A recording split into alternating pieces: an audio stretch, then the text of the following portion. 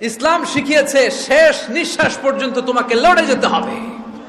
এই পৃথিবীতে কেউ কাউকে জায়গা করে দেয় না, জায়গা করে নিতে হয়।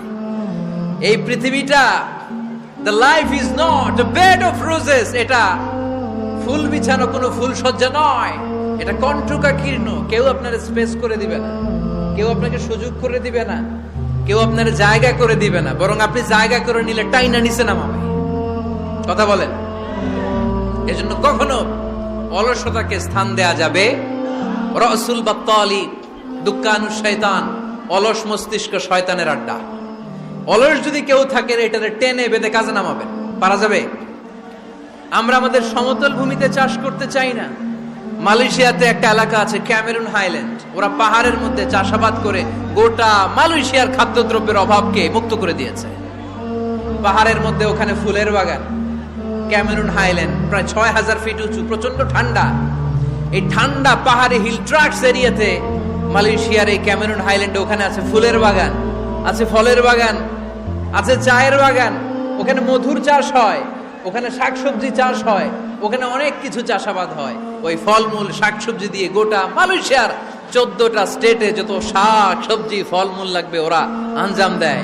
আর আমরা আমাদের সমতল ভূমিতে চাষ করতে চাই না। আমরা চাষাবাদকে খুব লজ্জা মনে করি, এটা ভুল আইডিয়া।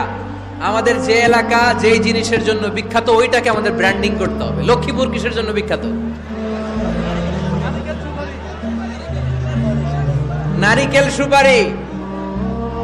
নারিকেল সুপারি যে পৃথিবীর কত মানুষ, ইন্দোনেশিয়ান লোকেরা মুড়ির মতো খায় নারিকেল আর সুপারি। তো এইটারে আমাদের ব্র্যান্ডিং করতে হবে। যেই দেশে যেটা আছে, যে এলাকা যেই পণ্যের জন্য বিখ্যাত ওইটা আমাদের ব্র্যান্ডিং করতে হবে। আমাদের আদমজির জুট মিল বন্ধ না, ভাওয়ানি জুট মিল বন্ধ। আমাদের পাট শিল্পকে ধ্বংস করে দিয়ে ইন্ডিয়া এখন ওই কটনের পাঞ্জাবি বানায়, জুট কটনের পাঞ্জাবি। আছে না নাই? পুরা বাংলাদেশের মার্কেট এই জুট কটনের পাঞ্জাবি দিয়ে সয়লাভ। আমাদের বাংলাদেশের পাট দিয়ে যদি আমরা মিহি পাঞ্জাবি বানাতে পারতাম, গোটা বিশ্ববাজারকে আমরা দখল করে নিতে পারতাম, ঠিক কিনা? এজন্য আমাদেরকে নতুন নতুন আইডিয়া জেনারেট করতে হবে। চাকরির পিছনে বসে থাকলে চলবে না। আর আজান যদি হয়ে যায় ছুটে যাব মসজিদে, আর নামাজ শেষ হলে আমরা আমাদের কাজের দিকে চলে যাব। চিল্লায় বলেন ঠিক কিনা? যেটাই করবো আমরা ভালোভাবে করব, কাজ করে খেতে হবে। কাজে লজ্জা নেই, লজ্জা হচ্ছে অলসতায়। লজ্জা কিসে? আজকের আলোচনা থেকে এটা মুখস্থ করে নিতে হবে। কাজে লজ্জা নেই। লক্ষ্মীপুরের ইয়াংস্টারেরা শ্রমে লজ্জা নেই, পরিশ্রমে লজ্জা নেই, লজ্জা অলসতায়। লজ্জা কিসে? আরো জোরে। নবীরা কি এমনি এমনি বসে বসে খাইছে? কঠিন পরিস্থিতিতেও নবীরা পরিশ্রম করে উপার্জন করা লেগেছে, ঠিক কিনা? সাইয়েদনা মারিয়াম আলাইহিস সালাম, যার নামে আল্লাহ তাআলা কোরআনে একটা সূরা দিলেন,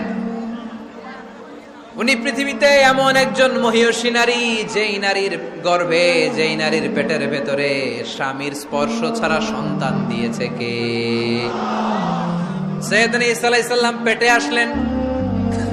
মারিয়াম আলাইহিস সালাম লজ্জা পেলেন। হায় হায়, কেমন করে এলাকাবাসীদের কাছে আমি আমার মুখ দেখাবো? বিয়ে করি নাই, স্বামী নাই, বিয়ে হয় নাই, স্বামী নাই, কিন্তু পেটে সন্তান চলে এসেছে। হায় হায়, এলাকায় কেমনে মুখ দেখাবো? লজ্জায় পড়ে মারিয়াম আলাইহিস সালাম এলাকা থেকে চলে গেলেন। কি অবাক করা কাণ্ড! বাচ্চা ভূমিষ্ঠ হওয়ার জন্য, বড় হওয়ার জন্য 6 মাস 7 মাস লাগে নাই, পেটে বাচ্চা আসার সাথে সাথে বাচ্চাটারে বড় করে দিয়েছে কে? সাইয়েদাতুনা মারিয়াম আলাইহিস সালাম এবার বসে বললেন, বুঝতে আরম্ভ করলেন প্রেগন্যান্সির পেইন উঠেছে। হঠাৎ করে পেট থেকে বাচ্চা ভূমিষ্ঠ হয়ে যাওয়ার পরে উনি কাঁপতে আরম্ভ করলেন। ক্ষুধার চোটে, খাবার কিছু নাই, সামনে ঝর্ণা, উপরে একটা খেজুর গাছ। সাইয়েদনা ঈসা আলাইহিস সালামকে কোলে নিয়ে মারিয়াম আলাইহিস সালাম মনে মনে ভাবে, হায় রে, কেউ যদি একটু খেজুর পেড়ে দিত, এই ক্ষুধার মুহূর্তে আমি খেজুর খেয়ে পেটের ক্ষুধা নিবারণ করতাম। রব্বুল আলামিন মারিয়ামকে উদ্দেশ্য করে আয়াত নাজিল করে দিলেন, ওয়া হুজ্জি ইলাইকি বিজিযইন নাখলাতি তুসাকিত আলাইকি রতবান জানিয়া। কোরআন সাক্ষী, হুজ্জি ইলাইকি বিজিযইন নাখলা এর মানে হচ্ছে মারিয়াম কেউ পেড়ে দিবে না, একটু কষ্ট করে হাতটা উঁচু করে খেজুরের ডালা ধরে ঝাঁকুনি মারো, টসটসে কাঁচা পাকা খেজুর নিচের দিকে পড়বে, তারপর তুমি তুলে খাবে। সুবহানাল্লাহ পড়ে।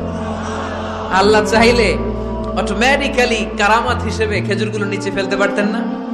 কথা কোন? খেজুরগুলো অটোমেটিক্যালি নিচের দিকে পড়ছে? পড়ে নাই। আল্লাহ শিক্ষা দিয়েছে, যেই পরিস্থিতিতে থাকো না কেন তোমাকে শ্রম ব্যয় করে কষ্ট করে তোমার উপার্জন করতে হবে, রিজিকের বন্দোবস্ত করতে হবে। চিল্লায় বলেন ঠিক কিনা? ইসলাম আমাদেরকে এটাই শিখিয়েছে, কাজে লজ্জা নাই।